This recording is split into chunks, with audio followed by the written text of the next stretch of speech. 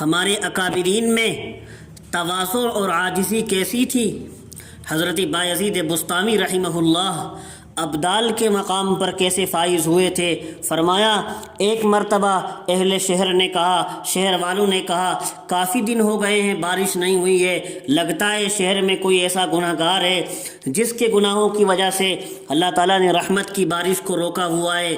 فرمایا کہ ابھی وہ باتیں کر ہی رہے تھے کہ میں نے دل میں سوچا بایزید اب تمہیں اس شہر میں رہنے کا کوئی حق نہیں ہے، تم ہی وہ گناہ گار ہو جس کی وجہ سے اللہ تعالیٰ نے اپنی رحمتوں کو روکا ہوا ہے۔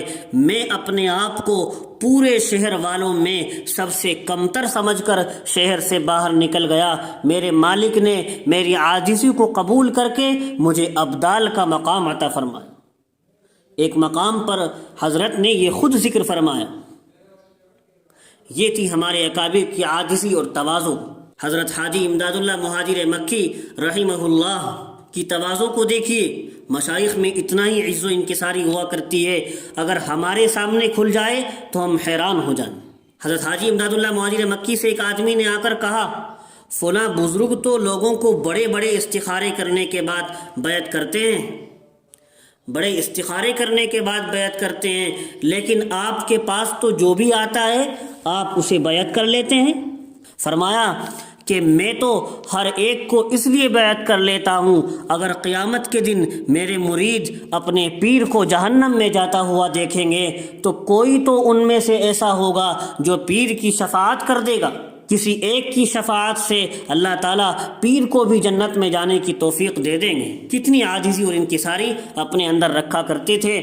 اسی طرح حضرت مولانا رشید احمد گنگوئی نور اللہ مرقدہ کا بھی مشہور واقعہ ہے۔ حضرت حدیث پڑھا رہے تھے، ایک دم بارش شروع ہو گئی، طلباء نے اپنی کتابیں سمیٹی اور کمرے میں بھاگ گئے۔ گنگوہ میں شیخ عبد القدوس گنگوئی کا جہاں مزار ہے اس کے قریب میں ایک چبوترا ہے۔ حضرت اس چبوترے پر درس حدیث دیا کرتے تھے اور سیاہ ستہ کی تمام کتابیں خود پڑھایا کرتے تھے۔ بخاری، مسلم، ترمذی، ابو داؤد، نسائی، ابن ماجہ، یہ سیاہ ستہ کی تمام کتابیں خود پڑھاتے تھے، تنہا پڑھاتے تھے، بچوں کو درس دیا کرتے تھے۔ تو طلباء نے اپنی کتابیں سمیٹنی شروع کر دی۔ جب بارش آ گئی، اس چبوترے پر کوئی چھپا ہوا انتظام نہیں تھا، اپنی کتابیں طلباء سمیٹنے لگے اور کمرے میں بھاگ گئے۔ حضرت مولانا رشید احمد گنگوئی نور اللہ مرقدہ نے اپنا رومال بچھایا، طلباء کی جوتیاں اس میں ڈالی اور اس کی گٹھڑی باندھ کر سر پر رکھی اور کمرے میں لے آئے۔ طلباء نے دیکھا تو ان کی چیخیں نکل گئی، کہنے لگے حضرت ہم خود جوتے اٹھا لیتے۔ حضرت نے جواب دیا بچوں تم سارا دن قال اللہ اور قال الرسول پڑھتے ہو، رشید احمد اگر تمہارے جوتے نہ اٹھائے گا تو اور کیا کرے گا؟ یہ تھی ہمارے اکابر کی تواضع۔ علماء نے کہا ہے برا کہنے والوں کو بھی برا نہ کہیے۔ حضرت خواجہ فضل علی قریشی رحمہ اللہ کی خانقاہ، حضرت خواجہ فضل علی قریشی کی خانقاہ میں دور دراز سے سالکین آ کر قیام کرتے تھے اور تزکیہ نفس اور تصفیہ قلب کی محنت کرتے تھے۔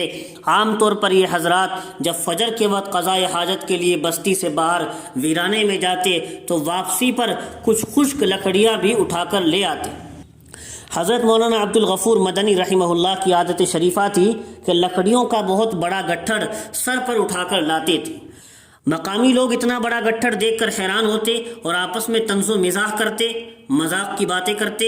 یہ باتیں کسی ذریعے سے حضرت خواجہ فضل علی قریشی رحمہ اللہ کو پہنچی تو حضرت نے حضرت مولانا عبد الغفور مدنی رحمہ اللہ کو بلا کر فرمایا مولانا آپ اتنا بڑا گٹھڑ سر پر نہ لایا کریں، بس تھوڑی سی لکڑیاں بھی لے آئیں گے تو کار خیر میں شرکت ہو جائے گی۔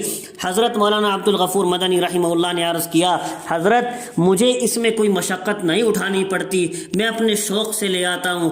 حضرت خواجہ فضل علی قریشی نے فرمایا مولانا یہاں کے مقامی لوگ جاہل ہیں، یہ لوگ آپ کی قدر نہیں جانتے، لہٰذا آپ کے بارے میں الٹی سیدھی باتیں کرتے ہیں۔ حضرت مولانا مدنی رحمہ اللہ نے پوچھا حضرت آخر کیا باتیں کرتے ہیں؟ فرمایا جب آپ اتنا بڑا گٹھڑ سر پر لاتے ہو تو یہ لوگ آپ کی طرف اشارہ کر کے گدھا وغیرہ الٹی سیدھی کچھ بکواس کر دیتے ہیں کہ دیکھو پیر قریشی نے یہاں گدھے کے طور پر ان کو لگا لیا ہے۔ حضرت مولانا عبد الغفور مدنی رحمہ اللہ نے فوراً کہا حضرت یہ لوگ مجھے پہچانتے ہیں اسی لیے تو گدھا کہتے ہیں، میں حقیقت میں ہوں کچھ نہیں۔